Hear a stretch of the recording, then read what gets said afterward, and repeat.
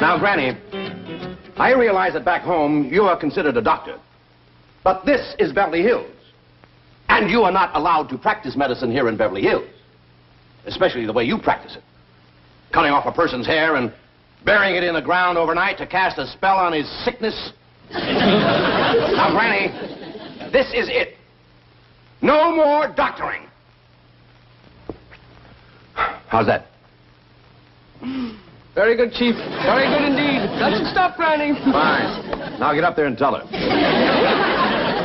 Well, you don't think I'm crazy enough to talk to her like that, do you?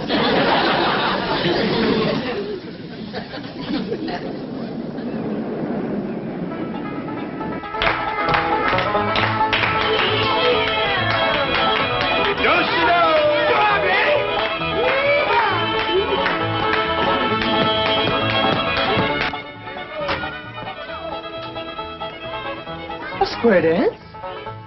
At this hour of the morning?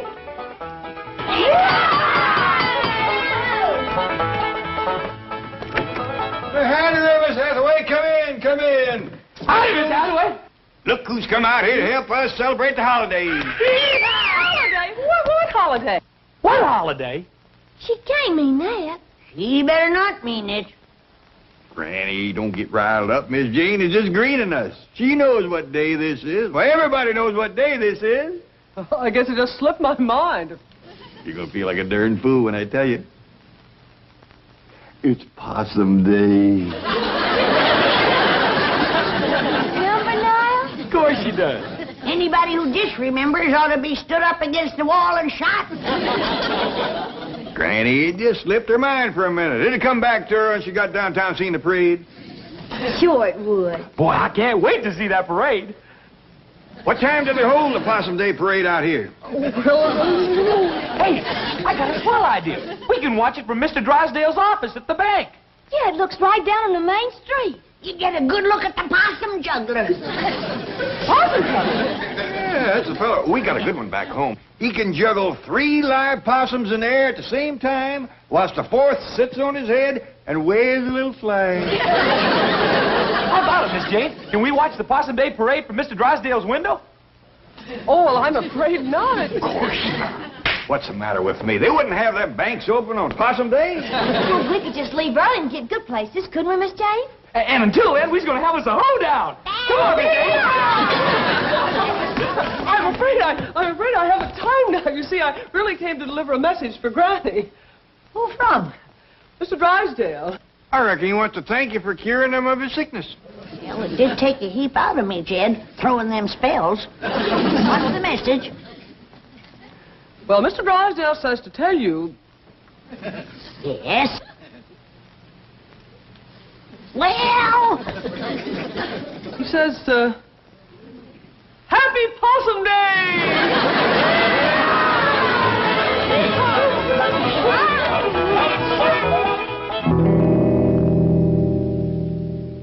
Roy, will you relax? What are you complaining about? She whacked off my hair, too, didn't she? But I am a doctor. Do you have any idea what I've been going through this morning? The lawnmower?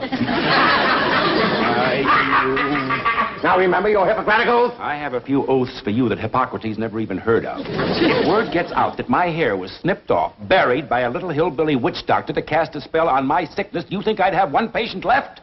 Yes, I see what you mean. They'll all be going to her.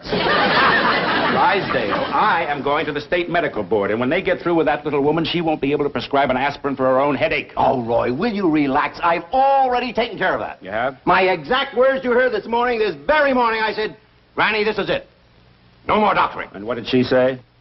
Well, I won't know till my secretary gets back. You sent your secretary to tell her that? Well, she's much more persuasive than I am. She knows how to handle them. So do I. Roy! Dr. Clyburn to you. Doctor, I appeal to you as a poor, helpless patient. You don't even appeal to me as a rich, helpless patient. If you make trouble for the Clampetts, I'll be facing major surgery. What major surgery? The removal of $35 million from my bank. Without an anesthetic. Here she is. Tell the doctor you gave Granny my message. No more doctoring, and she agreed. Well, you heard her. Now get back to your office and forget the whole thing. I want to hear exactly what you said to Granny and what Granny said to you. Well, upon my arrival at the Clampett mansion, imagine my surprise to find them arrayed in their Sunday finery and having a square dance. "Look who's here to help us celebrate the holiday," exclaimed Mr. Clampett happily. "What holiday?" I inquired innocently. "Possum Day," he replied earnestly. "Well, you..." Never mind the Tom Swift dialogue.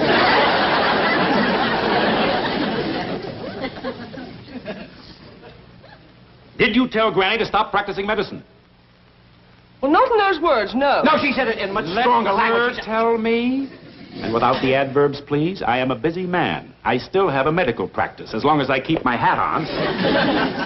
Now, what happened?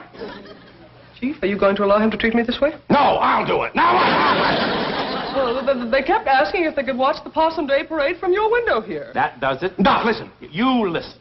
That little woman is a menace to the health of this community. She is going to celebrate Possum Day in the clink. Possum Day? Dr. Clyburn. Doc. Roy, boy. You are constricting my brachial artery with your hemostatic grasp. What? Get your cotton-picking meat hooks off my arm. Look, I'll go see the Clampetts. I'll talk to Granny. I'll give her the message myself. I'll give her an ultimatum. I'll give you 1 hour. Oh, thank you. Thank you. You are constricting my dorsal metacarpals.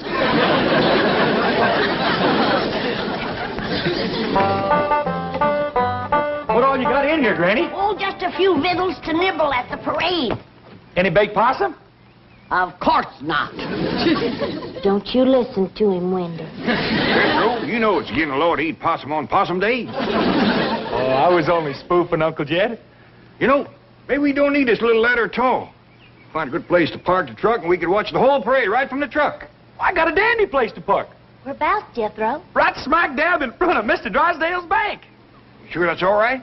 Well, sure, Uncle Jed. A policeman, he gave me a ticket and said it was for parking there. Doggies, that was mighty friendly. I hope you thanked him properly. Sure did, Granny.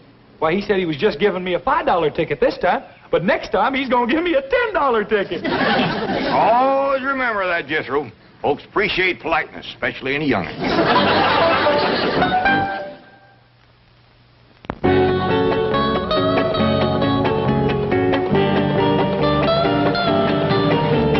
What else can happen to me today? Now, Chief, don't get so upset. Come on, faster, faster. Well, I reckon that's everything. Come on, let's get going. Oh, I'm so excited. This is the first time we ever watched a Possum Day parade in Beverly Hills. Yeah, I reckon they do it up proper out here. Oh, hey, Uncle Jed, shouldn't we bring along old Duke? I don't reckon that'd be such a good idea. What do you think, Granny? I don't think so. The way he's been eyeing old Wendell here.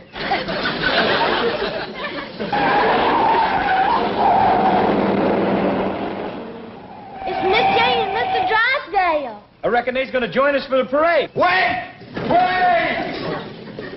Oh, thank goodness we caught you. Get in. Where are you going?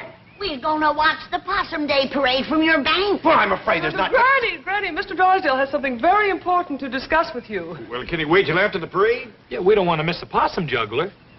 That's the best part of the parade. But there isn't going to be... I believe the medical crisis can't wait, not even for 1 hour. Oh, yes. Granny, may I speak to you alone? Oh, yes, you go on inside. I'll be right in. There we are. It's Doctor, and he wants to talk to me about it, ain't it? That's right, Granny. No wonder he didn't want to talk out here. We ain't gonna be late for the parade, are we? No, Ellie. But the morning's going fast. In all the history of Beverly Hills, there has never been a Possum Day parade in the morning. What's the trouble? Granny, I don't know exactly how to say this. I hope you won't be upset. Now, when you've been a doctor as long as I have, there's nothing you haven't heard. Say, that does look a little raggedy, doesn't it? You better come on out and let me whip you up a poultice for your head. No, please. No more medicine, especially not today. Mr. Drysdale, a doctor's duty never stops, even on Possum Day. Granny, that's what I'm here to talk to you about. You see, cutting off a person's hair and burying it in the ground to cast a spell is not the approved method of practicing medicine here in Beverly Hills. I don't like it myself, but not having the proper medicine, I had to make do with old-timey ways. But I got enough for a poultice for you. No, Granny, I'm sorry.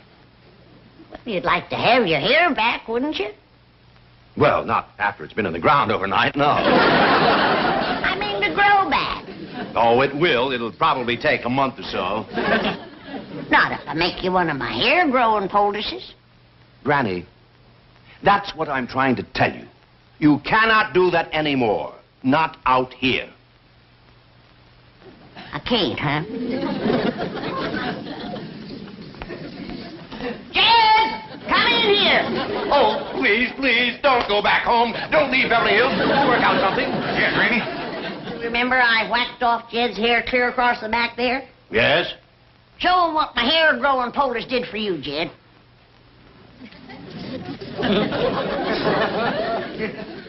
It's a mite ragged. It ain't been trimmed yet. Why, that's impossible. You can't grow hair like that overnight. Ow! It's real. It's actually growing right out of his scalp. That's what Granny's poultice does. It just draws the hair right up through your hind. Kept yours on a mite too long, didn't you, Jed? Yeah, Nora slept in it. It's a miracle. Come on. I'll whip you up one. Granny, how did you discover this hair-growing poultice? Oh, that goes way back to my great-great-great-granny. You see, in her day, they had considerable trouble with the Indians.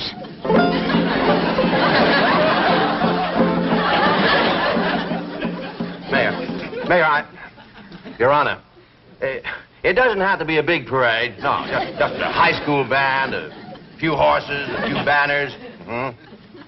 My secretary's looking for a possum juggler. He's a possum juggler. Yeah, he juggles 3 live possums with the same as... Hello? Is this the, Acme Theatrical Agency? Oh, fine. Well, we're looking for a possum juggler for a parade. You have a Clarence juggler. Not an actor. A possum juggler is one who juggles possums. Now, we would prefer one who can juggle at least 3 Hello?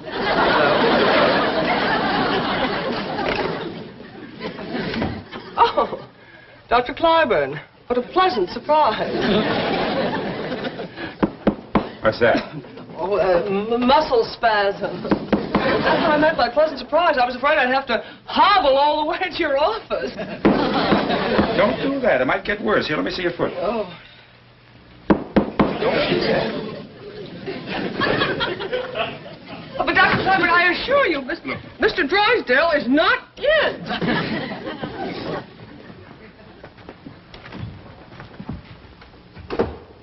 See? Told you. Not here. I wish I could stay out of my office.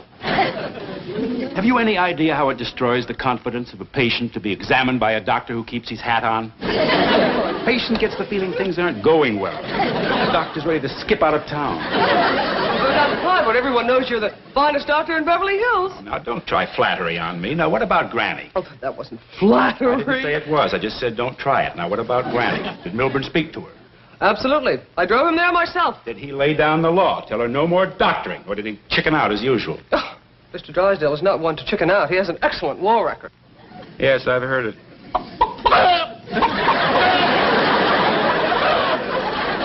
I resent that, Clyburn. I'll have you know I was decorated. Yes, and I see you're still wearing it. What is that? What? Oh, this. Well, my head was cold. I presume that's why you were hiding under the desk? As a matter of fact, it is.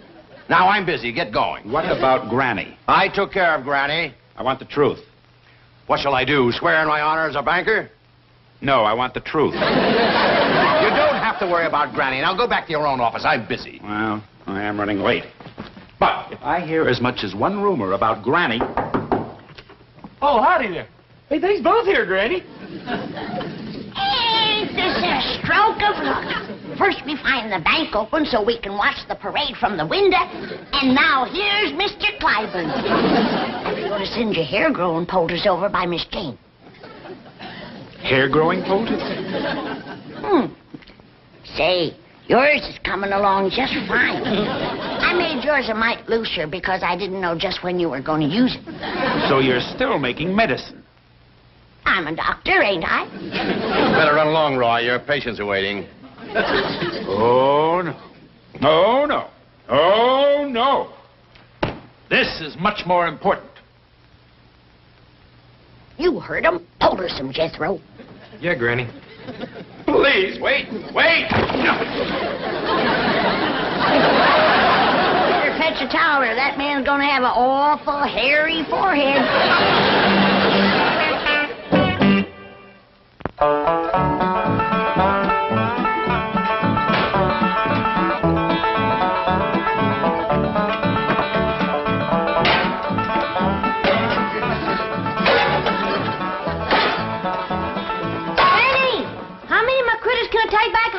None that you didn't bring with you. I don't want nothing around that's going to remind me of this miserable place.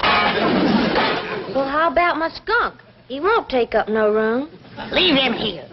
Well, he might get kind of lonesome. They ain't got many skunks in Beverly Hills. There's plenty of the two-legged kind. Like that ungrateful, good-for-nothing Clyburn feller. Say, Granny, it's coming on for nightfall. What you say we all get a good night's sleep and we start out for home first thing in the morning? I ain't spending one more night in this Beverly Hills, and that's that. I'm going back home, where folks appreciate you doctoring them back to health and Poter's hair on their heads. That Clyburn fellow was plumb ungrateful, was he? Downright nasty. Why, he's claiming that he wasn't even sick when he came here yesterday.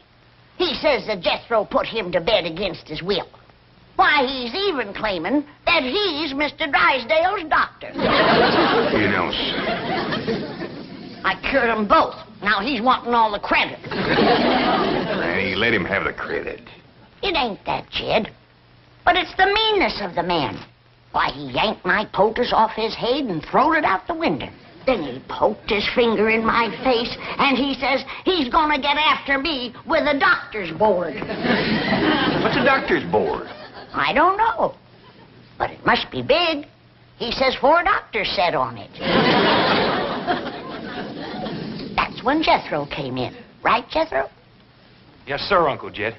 I said, you take a board to my granny, and I bust it over your head. I don't care how many doctors is sitting on it. Well, I reckon he was considerable provoked to see that. I was pretty provoked myself, waiting outside. Why, what happened to you? Well, as you know, this policeman gives Jethro here a ticket for parking in front of the bank. A $5 ticket. Well, when a policeman come by and tried to give me another ticket, I said, no, thank you, we already got one. If it's all the same to you, I'll take the money. Well, he commenced to mean-mouthing me, and I said, now, hold on there. If that's the way you're going to be, we won't take your money or your ticket. What did he say to that? He asked me if I want to come down to the station with him, and I said, no, I don't want to miss a Possum Day parade. Well, what did he say to that? He said there wasn't no Possum Day. No Possum Day? That's what he said. These folks don't appreciate nothing out here. Jethro, you call Mr. Drysdale at his bank, and you tell him to send over your Uncle Jed's $35 million right away. We want to take it with us. Yes, Granny. And none of that paper stuff. We want real money. Silver.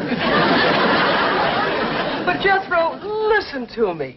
There is a Possum Day, and there will be a parade. Mr. Drysdale's working on it right now. All right, Mayor. Now, look, how about this? A couple of elephants, calliope, a few lousy balloons. Is that too much to ask? Now, suppose we put your name on the balloon. Election's coming up, you know. But, Jethro, please, you can't leave tonight. Oh, let me talk to Granny. All right. One small elephant, a few balloons, and a possum juggler. Possum juggler. But Granny, $35 million in cash. You can't possibly. You want it in what? Nickels, dimes, and quarters. Hello? Hello? Hello? Granny? Hello? Hello? Well, the Possum Day parade's all arranged. First thing tomorrow morning. Let's see, we're going to have an elephant. Too late, Chief? The Clampetts are leaving. No. Tonight. No. And taking their money. No. I thought I'd drop by on my way to the medical board. They'll have my report in case Granny tries to practice medicine again. How many doctors did you say were on that board? 4, all top men. Well, you're going to need all 4. Oh, Chief, remember you're a bank president. Allow me to hit him. What's the matter with you two? Look, Milburn, aren't you content just to look like an idiot? You have to act like one, too. And will you take off that silly-looking baby bonnet? Hair. Chief, you've got hair. Hair where? Of all places, on your head. Granny's poultice. It works. Look who has hair. And who has it? It is a medical impossibility to so stimulate the cranial integument as to produce in a few short hours more than a microscopic filamentous outgrowth of modified epidermic tissue known as hair. She did it. That little hillbilly witch doctor did it. Well, Chief, grab your coat and get your hat. There's still time to stop them. 8 years Harvard Medical School. 2 years internship. 20 years practice. 30 years of accumulated scientific knowledge. Right down the old tube. Oh, wait! I'm going with you. I want a poultice! I won't do it in that step. Please, Granny, I need my hair. You can't refuse me. You're my doctor. Hey, Granny, guess what? They do have Possum Day out here. They just celebrate one day later than we do. Yeah, and they're going to have a parade tomorrow morning. And Mr. Drysdale and Miss Jane say we can all be in it. And them too. We might even let him in it. I play bass drum in the Harvard band. I was once a drum majorette. It would be a bit of a shame to have him march in the Possum Day parade looking like that. Yes, it would. All right. I'll make you a poultice and you can sleep in it tonight. Thank you.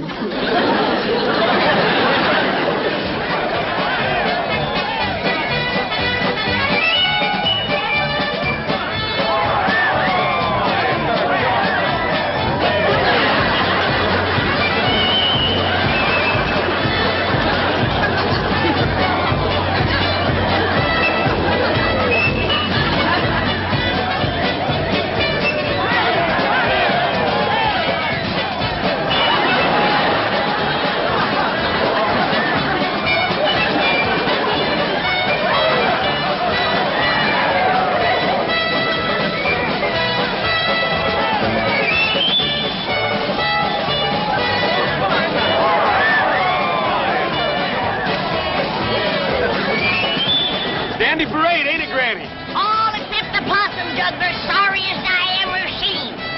Well, she's doing the best she can.